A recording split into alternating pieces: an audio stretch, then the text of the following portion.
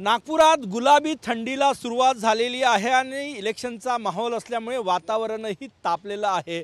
उद्या निकाल आहे, त्याचं टेन्शन तर आहेच, परंतु आज निकालाच्या एक दिवसापूर्वी काँग्रेसचे शहराध्यक्ष आणि पश्चिम नागपूरचे काँग्रेस उमेदवार विकास ठाकरे चहाच्या कट्ट्यावर आपल्या मित्रांसोबत गप्पा मारताना रिलॅक्स दिसतात। आपण हा कट्टा या ठिकाणी बघू शकतो।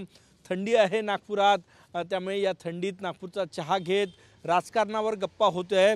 स्वतः विकास ठाकरे या ठिकाणी मित्रांसोबत बसलेले आहेत आणि गप्पा मारतायत।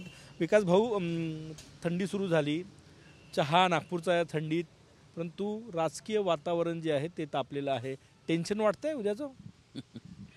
निवडणुकीचं कधीच टेन्शन घेतलं नाही। निवडणूक ही लढायची असते, हार जिंकण्याची चिंता नाही करायची असते। आपण निवडणूक लढलो, प्रामाणिकपणे लोकांपर्यंत गेलो। मागची 5 वर्षे लोकांनी आपल्याला निवडून दिलं होतं आणि प्रामाणिकपणे लोकांची आपण सेवा केली। डेव्हलपमेंटच्या कामासोबत वैयक्तिकसुद्धा लोकांच्या अडीअडचणीमध्ये आपण धावून गेलो। मग कशाची चिंता करायची? हे सार्वजनिक क्षेत्रात काम करत असताना मला वाटते की तुम्ही लोकांशी प्रामाणिक राहिलं पाहिजे, कारण शेवटी जनप्रतिनिधी घडवणारी ही जनता आहे, ती आपल्यासाठी सर्वात मोठी आहे आणि म्हणून त्यांच्याशी कधीही प्रामाणिक राहिलं मग निवडणुकीत त्रास होत नाही। मी चहाच्या कट्ट्यावर बसले मित्रांसोबत, याचं काय ऑकेजन आहे? मी नेहमी तसाच सकाळच्या वेळेस फिरत राहतो, वॉकिंग झाली की चहाच्या कट्ट्यावर बसतोच आणि मला वाटते की माणूस किती मोठा झाला त्यांनी कॉमन माणसामध्ये मिसळून राहिलं पाहिजे। आपले प्रारंभीचे आता हे माझे जवळपास 40 वर्षापासूनचे मित्रमंडळी आहे, यांच्याशी नेहमीच्या भेटीगाठी होतच राहतात माझ्या। आता मी किती मोठा झालं तरी यांना थोडी ना विसरणार आहे आणि चहाचा कट्टा थोडी विसरणार आहे। म्हणून काही मी महापौर होतो 2002मध्ये, त्या काळात ती माझी परिस्थिती अशीच होती। म्हणून जे आपल्या लोकांमध्ये मिळून मिसळून राहायचं, असं बसल्याने लोकांचे सुखदुःख काय प्रॉब्लेम हे सुद्धा कळतं ना। जर मी स्वतःला मानेल की आता मी मोठा झाला आहे, लोकांनीच माझ्याकडे यावं, तर मला वाटतं मला लोकांचे प्रॉब्लेम समजणार नाही। सामान्य ठिकाणी बसून लोकांचे प्रॉब्लेम समजतात, चर्चा घडतात आणि त्यामधून मार्गसुद्धा निघतो।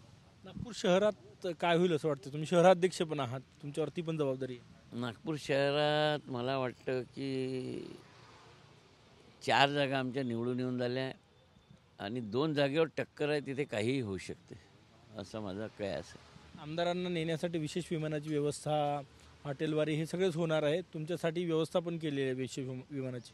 काय निरोप आले? निवडणुकीचा निकाल लागल्यानंतर जे निवडून आले शहरातले त्यांना मी घेऊन जाण्याची व्यवस्था केलेली आहे। निरोप आले पक्षाकडून? पक्षाकडनं बोलणं झालं आहे, परंतु असे निरोप नाही आले की तुम्ही या म्हणून, परंतु आम्हाला सतर्क राहावं लागतं की ती परिस्थिती अशी असते की निवडून आल्याबरोबर पटापट आपल्या लोकांना एकत्रित करणं शहर अध्यक्ष म्हणून माझी जबाबदारी आहे आणि ते मी करणार आहे। एकत्र करणार आणि घेऊन जाणार? नाही, घेऊन जायचं की नाही हे हायकमांडनं आम्हाला सांगितल्यावर, परंतु इथे आम्ही तरी एकत्रित होऊ शहरात। नक्कीच चहाचा कट्टा रमलेला आहे आणि चहाच्या कट्ट्यावर उद्याच्या निकालाची चर्चाही होत आहे। विकास ठाकरे म्हणत आहेत की उद्या निवडून आल्यानंतर आम्ही आमच्या सगळ्या आमदारांना एकत्र करून हायकमांडशी चर्चा करून त्यांना कुठे न्यायचं त्याच्याबद्दल बोलू, परंतु आता चहाचा कट्टा रंगला आहे, गारवा आहे आणि राजकारणाच्या गप्पाही रंगल्या। कॅमेरामॅन सचिन सयामसह गजानन माटे, TV9 मराठी, नागपूर।